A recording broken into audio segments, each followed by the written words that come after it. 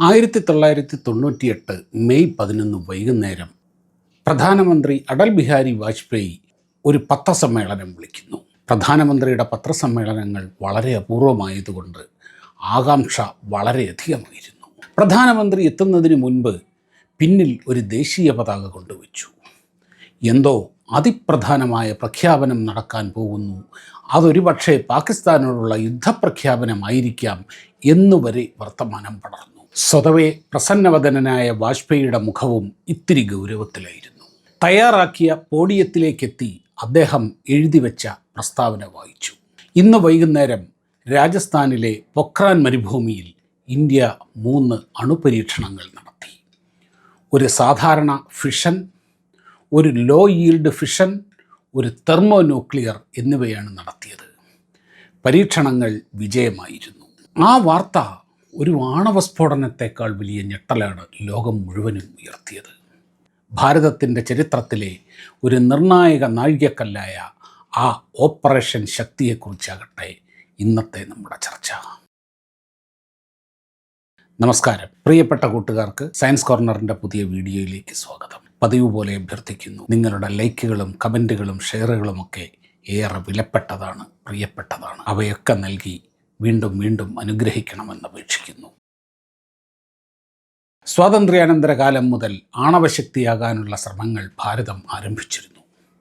ലോകത്തിലെ തന്നെ എണ്ണം പറഞ്ഞ ആണവശാസ്ത്രജ്ഞനായ ഹോമി ജഹാംഗീർ ഭാഭയുടെ നേതൃത്വത്തിലായിരുന്നു അത്.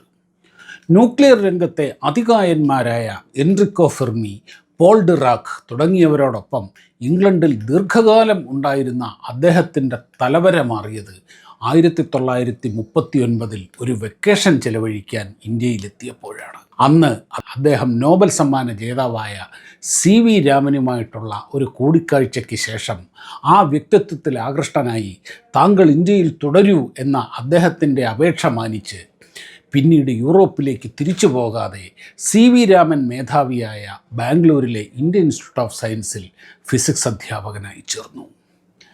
സ്വാതന്ത്ര്യാനന്തരം ആദ്യത്തെ ആണവോർജ കമ്മീഷൻ ചെയർമാനായി നിയമിക്കപ്പെട്ട ഭാഭയുടെ ഏറ്റവും വലിയ സ്വപ്നങ്ങളിലൊന്ന് ഭാരതത്തെ ഒരു ആണവായുധ ശക്തിയാക്കുക എന്നതായിരുന്നു. അതിനുവേണ്ടിയുള്ള എല്ലാ ശ്രമങ്ങളും അദ്ദേഹം വിജയത്തിലെത്തിക്കുകയും ചെയ്തു. എന്നാൽ ഭാരതം അണുബോംബുണ്ടാക്കുന്നില്ല എന്ന നയം അന്നത്തെ സർക്കാർ സ്വീകരിച്ചപ്പോൾ ആണവ പരീക്ഷണം എന്ന നിർണായകമായ ഘട്ടം ഇന്ത്യക്ക് നേടാനായില്ല. അതിനിടയിൽ 1949 റഷ്യ, 1952 ബ്രിട്ടൻ, 1960 ഫ്രാൻസ്, 1964 ചൈന ഒക്കെ ആണവ പരീക്ഷണം നടത്തി. 1962 ചൈനയുമായി നടന്ന യുദ്ധത്തിൻ്റെ പശ്ചാത്തലത്തിൽ ഇന്ത്യ എത്രയും വേഗം ആണവ പരീക്ഷണം നടത്തി ന്യൂക്ലിയർ ക്ലബ്ബിൽ ഇടം നേടണമെന്ന് ഭാഭ വാശി പിടിച്ചു പറഞ്ഞെങ്കിലും നമ്മുടെ പ്രഖ്യാപിത നയത്തിൽ നിന്ന് വ്യതിചലിക്കാൻ നെഹ്റു തയ്യാറായില്ല.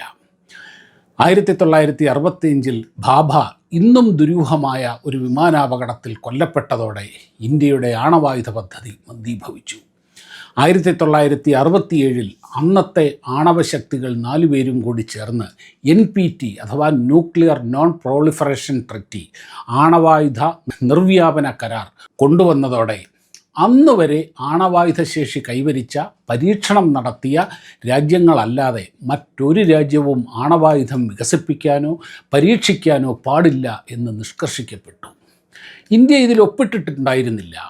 എങ്കിലും ആണവ പരീക്ഷണം നടത്തിയാൽ ലോകത്തു നിന്നും ഒറ്റപ്പെടും എന്ന ഒരവസ്ഥയിലായി. എങ്കിലും 1973 മെയ് മാസത്തിൽ സ്മൈലിംഗ് ബുദ്ധൻ ചിരിക്കുന്നു എന്ന് പേരിട്ട ഇന്ത്യയുടെ ആദ്യത്തെ ആണവ പരീക്ഷണം രാജസ്ഥാനിലെ പൊഖ്രാൻ മരുഭൂമിയിൽ നടന്നു. 10-15 കിലോടൺ ശേഷിയുള്ള പ്ലൂട്ടോണിയം ബോംബാണ് അന്ന് പരീക്ഷിച്ചത്. അന്ന് ശീതയുദ്ധം അതിൻ്റെ പാരമ്യത്തിൽ നിൽക്കുന്ന കാലമാണ്. അന്ന് നടന്ന പരീക്ഷണത്തിൽ അമേരിക്ക കടുത്ത രീതിയിൽ പ്രതികരിച്ചുവെങ്കിലും ഭാരതത്തിന് സോവിയറ്റ് യൂണിയൻ്റെ പിന്തുണയുണ്ടായിരുന്നു. അന്ന് ഭാരതം ഒരു ലോകശക്തിയാകാനുള്ള തയ്യാറെടുപ്പിലൊന്നും ആയിരുന്നില്ല. ഭാരതം പൂർണ്ണമായും ഒരു വികസ്വര രാജ്യമായിരുന്നു. പിന്നീട് 1990കളിൽ ഒരു പരീക്ഷണത്തിലുള്ള വലിയ തയ്യാറെടുപ്പുകൾ നടത്തിയെങ്കിലും അവയെല്ലാം അമേരിക്കയുടെ ചാരോപഗ്രഹങ്ങൾ പിടിച്ചെടുത്തപ്പോൾ വന്ന അന്താരാഷ്ട്ര സമ്മർദ്ദത്തിന് പ്രധാനമന്ത്രി നരസിംഹറാവുവിന് വഴങ്ങേണ്ടി വന്നു. പരീക്ഷണം ഉപേക്ഷിച്ചു. 1998 പരീക്ഷണത്തിന് തയ്യാറെടുക്കുമ്പോൾ മുന്നിലുണ്ടായിരുന്ന ഒരു പ്രധാന പ്രശ്നം എങ്ങനെ ഈ ചാരോപഗ്രഹങ്ങളുടെ നിരീക്ഷണത്തിൽ നിന്നും ഒഴിവാകാൻ കഴിയും എന്നതാണ്. ചാരോപഗ്രഹങ്ങൾ വളരെ താഴ്ന്ന ഭ്രമണപഥങ്ങളിലൂടെയാണ് കടന്നു പോകുന്നത്. നമുക്ക് കാണാം, ചില രാത്രികളിൽ നാം ആകാശത്തേക്ക് നോക്കി നിന്നാൽ നക്ഷത്രങ്ങൾ നീങ്ങി നീങ്ങി പോകുന്നത് പോലെ നമുക്ക് തോന്നും. സത്യത്തിൽ അവ ലോ എർത്ത് ഓർബിറ്റിൽ പറക്കുന്ന ഉപഗ്രഹങ്ങളാണ്. അവ മിക്കവയും ചാരോപഗ്രഹങ്ങൾ തന്നെയുമാണ്. ഇവയുടെ വേഗത വളരെ കൂടുതലായതുകൊണ്ട് വളരെ പെട്ടെന്ന് ഒരു പ്രദേശം കടന്നങ്ങ് പോകും. അത്രയും സമയമേ അവിടെ നിരീക്ഷിക്കാൻ കഴിയൂ. അതുകൊണ്ട് തന്നെ തുടർച്ചയായി പുറകെ ചാരോപഗ്രഹങ്ങൾ അതിൻ്റെ പിന്നാലെ വരും. അങ്ങനെയാണ് അവ ഭൂമി മുഴുവനും കവർ ചെയ്യുന്നത്. അവയുടെ ക്യാമറകൾക്ക് വളരെ ശക്തിയുണ്ട്, വളരെ റെസല്യൂഷൻ വളരെ കൂടുതലാണ്. ഭൂമിയിൽ കിടക്കുന്ന ഒരു ഫുട്ബോൾ പോലും കൃത്യമായി ഒപ്പിയെടുക്കാൻ അതിന് കഴിയും. ആണവ പരീക്ഷണം എന്നത് ആഴ്ചകളുടെ തയ്യാറെടുപ്പുകൾ വേണ്ട കാര്യമാണ്. 40 മുതൽ 200 മീറ്റർ വരെ ആഴത്തിൽ വലിയ കുഴികൾ കുഴിക്കണം. ഷാഫ്റ്റുകൾ എന്നാണ് പറയുക. അങ്ങനെയാണ് ഭൂഗർഭ പരീക്ഷണങ്ങൾ നടത്തുന്നത്. അതിലേക്ക് കിലോമീറ്ററുകൾ അകലെ നിന്ന് വലിയ വലിയ കേബിളുകൾ വലിക്കണം. വലിയ യന്ത്ര സംവിധാനങ്ങൾ കൊണ്ടുവരണം, കൺട്രോൾ സംവിധാനങ്ങൾ കൊണ്ടുവരണം. കിലോമീറ്ററുകൾ അകലെ ഈ സ്ഫോടന ശക്തി അളക്കാനുള്ള സീസ്മിക് മീറ്ററുകൾ, ഭൂകമ്പ മാപിനികൾ സ്ഥാപിക്കണം. അങ്ങനെ 100 കണക്കിന് ആൾക്കാരുടെ ആഴ്ചകളോളം നീളുന്ന കഠിനാധ്വാനത്തിനൊടുവിലാണ് ഒരാണവ പരീക്ഷണം നടക്കുന്നത്. മരുഭൂമി ആയതുകൊണ്ട് മുകളിൽ നിന്ന് ഈ ചാരോപഗ്രഹങ്ങൾക്ക് ഒബ്സർവ് ചെയ്യാൻ വളരെ എളുപ്പമാണ്, അത് കാണാനും കഴിയും. മേൽപ്പറഞ്ഞ ഉപഗ്രഹങ്ങളുടെ കണ്ണ് വെട്ടിച്ച് ഈ പ്രവർത്തനങ്ങൾ നടത്തുക എന്നത് അസാധ്യമാണ്. അവിടെയാണ് നമ്മുടെ തന്ത്രം വിജയിച്ചത്. പരീക്ഷണം നടക്കേണ്ട ഭാഗത്തും അതിനു ചുറ്റും ഇങ്ങനെ കിലോമീറ്ററുകളോളം ചുറ്റളവിൽ ഇങ്ങനെ വെറുതെ കുഴികൾ എടുത്തുകൊണ്ടിരിക്കുക, മൂടുക, സൈനിക വാഹനങ്ങൾ തലങ്ങും വിലങ്ങും വെറുതെ ഓടിച്ചുകൊണ്ടിരിക്കുക, അങ്ങനെ ഒരുപാട് പ്രവർത്തനങ്ങൾ തുടർച്ചയായി ചെയ്തുകൊണ്ടേയിരുന്നു. ഇതെല്ലാം അമേരിക്കയുടെ ചാരോപഗ്രഹങ്ങൾ നിരീക്ഷിക്കുന്നുണ്ട്, അവരുടെ ആൾക്കാരത് കാണുന്നുണ്ട്. എന്തോ അവരുടെ സൈനിക അഭ്യാസങ്ങളോ വല്ല ട്രെയിനിങ്ങോ അങ്ങനെയുള്ളതെന്തോ നടക്കുകയാണ് എന്ന് കരുതി കുറേ സമയം കഴിഞ്ഞപ്പം ഇവരിത് അവഗണിച്ചു. അതുമല്ല, ഇതെല്ലാം നടക്കുമ്പോഴും ഏതൊക്കെ ഉപഗ്രഹങ്ങൾ ഏതൊക്കെ സമയത്ത് നമ്മുടെ തലയ്ക്ക് മുകളിലൂടെ കടന്നു പോകും എന്ന് കൃത്യമായി ട്രാക്ക് ചെയ്ത് അതിനനുസരിച്ച് ഓരോ പ്രവർത്തനവും ആസൂത്രണം ചെയ്തു. പരീക്ഷണ ദിവസം അടുത്തപ്പോൾ ഇന്ത്യ ഒരു മിസൈൽ പരീക്ഷണം നടത്താൻ പോകുന്നു എന്ന ഒരു വാർത്ത പാശ്ചാത്യ മാധ്യമങ്ങളിലും എല്ലാം പതുക്കെ ഇങ്ങനെ ലീക്ക് ചെയ്തു വന്നു. അപ്പോൾ തന്നെ ഏതാണ്ട് 100 വലിയ ട്രക്കുകളുടെ ഒരു വലിയ സൈനിക വ്യൂഹം ഒറീസയുടെ കിഴക്കൻ തീരത്തേക്ക് പുറപ്പെട്ടു. അപ്പോൾ അമേരിക്ക ഉറപ്പിച്ചു, ഇത് മിസൈൽ പരീക്ഷണം നടക്കാൻ പോവുകയാണ്. അപ്പം ഈ ഉപഗ്രഹങ്ങളുടെ എല്ലാം ഫോക്കസ് ഈ ഒറീസ തീരത്തേക്ക് മാറി. അങ്ങനെ ഇന്ത്യ പ്രഖ്യാപിച്ചപ്പോൾ മാത്രമാണ് ഈ പരീക്ഷണം നടന്ന വിവരം ലോകം അറിഞ്ഞത് തന്നെ.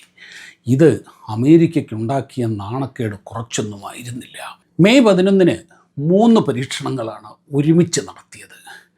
45 കിലോ ടൺ ശേഷിയുള്ള ഒരു പ്ലൂട്ടോണിയം ഫിഷൻ ബോംബ്, 10 ടൺ ശേഷിയുള്ള ഒരു low yield bomb, 15 kiloton ശേഷിയുള്ള ഒരു തെർമോ ന്യൂക്ലിയർ അഥവാ ഹൈഡ്രജൻ ബോംബ് എന്നിവയായിരുന്നു അവ. ന്യൂക്ലിയർ സ്ഫോടനങ്ങളുടെ ശേഷി പറയുന്നത് ടൺ, കിലോ ടൺ തുടങ്ങിയ പദങ്ങളിലാണ്.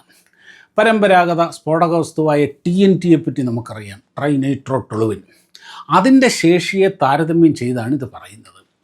1000 കിലോഗ്രാം TNT പൊട്ടിയാലുള്ള ശേഷിയാണ് 1 ടൺ എന്ന് പറയുന്നത്.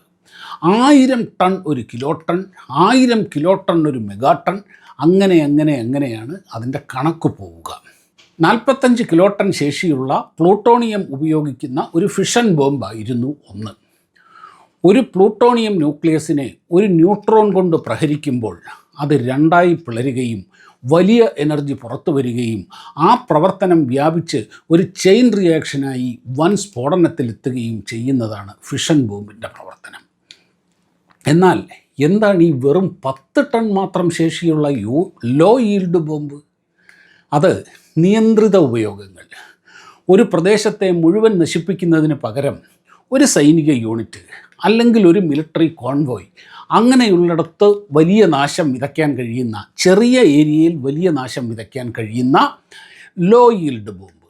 ഇത് വേണമെങ്കിൽ ഒരു പീരങ്കിയുടെ ഷെല്ലിൻ്റെ വലിപ്പത്തിൽ വരെ ഉണ്ടാക്കാൻ കഴിയും. അത് വളരെ പ്രധാനമാണ്, തന്ത്രപരമായി വളരെ പ്രധാനമാണ് ലോ ഈൽഡ് ബോംബുകൾ. പിന്നത്തേത് തെർമോ ന്യൂക്ലിയർ അഥവാ ഹൈഡ്രജൻ ബോംബ് തന്നെയാണ്.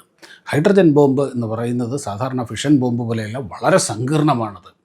ന്യൂക്ലിയർ ഫ്യൂഷൻ അഥവാ ഫിഷനെതിരെയുള്ള അണുസംയോജനം ഉപയോഗിച്ച് ഹൈഡ്രജൻ ഐസോട്ടോപ്പുകളായുള്ള ഡ്യൂട്ടീരിയം, ട്രിഷിയം എന്നിവയെ യോജിപ്പിച്ച് ഒരു ഫൈനൽ പ്രോഡക്റ്റായ ഹീലിയം ഉണ്ടാക്കി അപ്പോൾ ഉണ്ടാകുന്ന വലിയ ഊർജം അത് പുറത്തു വരും. ആ ടെക്നോളജിയാണ് ഈ തെർമോ ന്യൂക്ലിയർ റിയാക്ഷൻ എന്ന് പറയുന്നത്. ഈ ന്യൂക്ലിയർ ഫ്യൂഷൻ റിയാക്ഷന് വളരെ വലിയ ചൂട്, അതായത് 100 മില്യൺ ഡിഗ്രി എന്ന് വെച്ചാൽ 10 കോടി ഡിഗ്രി സെൽഷ്യസ് ചൂട് ആവശ്യമാണ്. ഒരു സാധാരണ ഫിഷൻ ബോംബ് പൊട്ടിച്ച് ഈ ചൂടുണ്ടാക്കിയാണ് ഫ്യൂഷൻ നടത്തുക. അതാണ് പറഞ്ഞത്, ഇത് വളരെ സങ്കീർണമായ ഒരു പ്രക്രിയയാണ്. അങ്ങനെ 3 എണ്ണമാണ് 1998 മെയ് 11 പൊക്രാൻ മരുഭൂമിയോടൊപ്പം ലോക രാഷ്ട്രീയത്തെ തന്നെ കുലുക്കിക്കളഞ്ഞത്. 2 ദിവസം കഴിഞ്ഞ് മെയ് 13 2 സ്ഫോടനങ്ങൾ കൂടി നടത്തി ഭാരതം അണുപരീക്ഷണങ്ങൾ എന്നേക്കുമായി അവസാനിപ്പിച്ചു. എന്തിനാണ് ഈ അവസാനിപ്പിച്ചത്? ഇനിയും പരീക്ഷണങ്ങൾ നടത്തിയാലല്ലേ കൂടുതൽ ഡെവലപ്പ് ചെയ്യാൻ കഴിയൂ? സംശയം സ്വാഭാവികമാണ്. ഈ പരീക്ഷണങ്ങളിൽ നിന്ന് ആവശ്യത്തിന് ഡേറ്റ കളക്ട് ചെയ്തിരുന്നു. ആ ഡേറ്റ ഉപയോഗിച്ച് കമ്പ്യൂട്ടറിൽ സിമുലേഷൻ ടെസ്റ്റുകൾ നടത്താൻ കഴിയും. പിന്നീട് ഉണ്ടാക്കുന്ന എല്ലാ ബോംബുകളുടെയും ശേഷിയും ഫലവും നിർണ്ണയിക്കാൻ ഈ സിമുലേഷൻ മതിയാകും. പൂർണ്ണമായി അങ്ങോട്ട് മനസ്സിലായില്ല അല്ലേ? പറയാം. നമ്മൾ ഈ വലിയ ഡ്രൈവിംഗ് സ്കൂളുകളിലൊക്കെ ഈ ഡ്രൈവിംഗ് സിമുലേറ്ററുകൾ ഉണ്ടാകും. ഒരു ക്യാബിനാണത്. അതിൻ്റെ ഉള്ളിൽ കയറി നിന്നാൽ അവിടെ സ്റ്റിയറിംഗ് ഉണ്ടാവും, ക്ലച്ച്, ഗിയർ എല്ലാം ഉണ്ടാകും. വാഹനം ഓടിക്കുന്നത് പോലെ തന്നെ കമ്പ്യൂട്ടർ സ്ക്രീനിൽ നോക്കി റോഡ്, അതിൻ്റെ സിഗ്നലുകളെല്ലാം കാണാൻ കഴിയും. നമുക്കതങ്ങനെ വാഹനം ഓടിക്കുന്ന അനുഭവം ഉണ്ടാക്കാൻ കഴിയും. അതിൽ പ്രാക്ടീസ് നേടിക്കഴിഞ്ഞാണ് ശരിക്കും വണ്ടി ഓടിക്കുക. ഇതേപോലെ തന്നെയാണ് ഫ്ലൈറ്റ് സിമുലേറ്ററുകളുണ്ട്. പൈലറ്റുമാർക്ക് ആദ്യം ട്രെയിനിങ് കൊടുക്കുന്നത് ഈ സിമുലേറ്ററിലാണ്. വിമാനം റൺവേയിൽ കൂടെ പോകുന്നു, ടേക്ക് ഓഫ് ചെയ്യുന്നു, തലകുത്തി മറിയുന്നു. അതായത് വിമാനം ചെന്നൊരിടത്ത് തകരുന്നതൊഴിച്ചുള്ള എല്ലാ അനുഭവങ്ങളും അവർക്കുണ്ടാകും. അതിൻ്റെ അകത്ത് നല്ല പ്രാക്ടീസ് നേടിക്കഴിഞ്ഞതിന് ശേഷമാണ് അവരെ യഥാർത്ഥ വിമാനത്തിലേക്ക് കയറ്റി പരിശീലനം കൊടുക്കുന്നത്. ഇതെങ്ങനെയാണ് പ്രവർത്തിക്കുന്നത്? യഥാർത്ഥ ഡ്രൈവിംഗ് സാഹചര്യങ്ങളിൽ നിന്ന്, യഥാർത്ഥ പൈലറ്റിംഗ് സാഹചര്യങ്ങളിൽ നിന്ന് കിട്ടുന്ന ഡേറ്റ ഉപയോഗിച്ചുകൊണ്ടാണ് ഈ സിസ്റ്റത്തിൻ്റെ, ഈ സിമുലേറ്ററിൻ്റെ സോഫ്റ്റ്വെയർ തയ്യാറാക്കുന്നതും ആ സോഫ്റ്റ്വെയർ പ്രവർത്തിക്കുന്നതും. അതുപോലെ തന്നെ ഈ യഥാർത്ഥ സ്ഫോടനങ്ങളിൽ നിന്ന് കിട്ടിയ ഡേറ്റ ഉപയോഗിച്ചുകൊണ്ട് ന്യൂക്ലിയർ സിമുലേറ്ററുകൾ ഉണ്ടാക്കാൻ കഴിയും. അങ്ങനെയാണ് അതുണ്ടാക്കുക. അതായത് അതിനുശേഷമുള്ള എല്ലാ സ്ഫോടനങ്ങളും നമുക്ക് ലബോറട്ടറിയിൽ, കമ്പ്യൂട്ടറിൽ നടത്താൻ കഴിയും. രാജ്യത്തിന് ഈ പരീക്ഷണങ്ങൾ ഉണ്ടാക്കിയത് അതിലും വലിയ പരീക്ഷണങ്ങളായിരുന്നു. ശീതയുദ്ധത്തിൻ്റെ പീക്കിൽ നിന്നിരുന്ന 1973 ആയിരുന്നില്ല സോവിയറ്റ് യൂണിയൻ തകർന്ന് അമേരിക്കയുടെ സർവാധിപത്യത്തിലായ 1998 ലോകം. 1991 ഉദാരവൽക്കരണം നടപ്പാക്കി ഭാരതത്തിലേക്ക് ശതകോടികളുടെ വിദേശ നിക്ഷേപം ഒഴുകി ഭാരതം വലിയൊരു എക്കണോമിക് ഗ്രോത്തിൻ്റെ പാതയിലായിരുന്നു. പക്ഷേ ഈ 98 പരീക്ഷണം വലിയ ഉപരോധങ്ങളാണ് ഉണ്ടാക്കിയത്. അത് ഭാരതത്തിൻ്റെ എക്കണോമിക്ക് വലിയ ക്ഷീണം ചെയ്യുന്ന അവസ്ഥയിലേക്ക് വരെ പോകും എന്നത് ഉറപ്പുമായിരുന്നു. നമ്മളെ സപ്പോർട്ട് ചെയ്യാൻ ആരുമുണ്ടായിരുന്നില്ല. നമ്മൾ മാത്രമേ ഉണ്ടായിരുന്നുള്ളൂ. പക്ഷേ ഭാരതത്തിൻ്റെ ജനാധിപത്യത്തിൻ്റെ കരുത്തുകൊണ്ടും നയതന്ത്ര വൈഭവം കൊണ്ടും എല്ലാ ലോകരാജ്യങ്ങളുമായുള്ള ബന്ധങ്ങൾ പുനഃസ്ഥാപിക്കാൻ കഴിഞ്ഞു. ഉത്തരവാദിത്വമുള്ള ആണവശക്തി എന്ന ബഹുമാനം പിടിച്ചുപറ്റാനും അതിലൂടെ ഭാരതത്തിൻ്റെ കരുത്ത് ലോകത്തെ ബോധ്യപ്പെടുത്താനും കഴിഞ്ഞു. ഓപ്പറേഷൻ ശക്തിയുടെ വിജയം സത്യത്തിൽ അതാണ്. വീഡിയോ കണ്ട എല്ലാ സുഹൃത്തുക്കൾക്കും ഒരുപാട് നന്ദി. മറ്റൊരു വീഡിയോയുമായി കാണുന്നതുവരെ എല്ലാവർക്കും നമസ്കാരം.